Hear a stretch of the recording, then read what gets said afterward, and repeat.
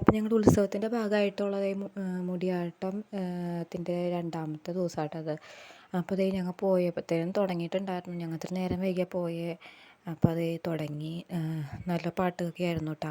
മോനിട്ട് ചെന്നപ്പാട് സാധാരണ പോലെ ചെണ്ടയൊക്കെ കെട്ടിയിട്ടുണ്ട്.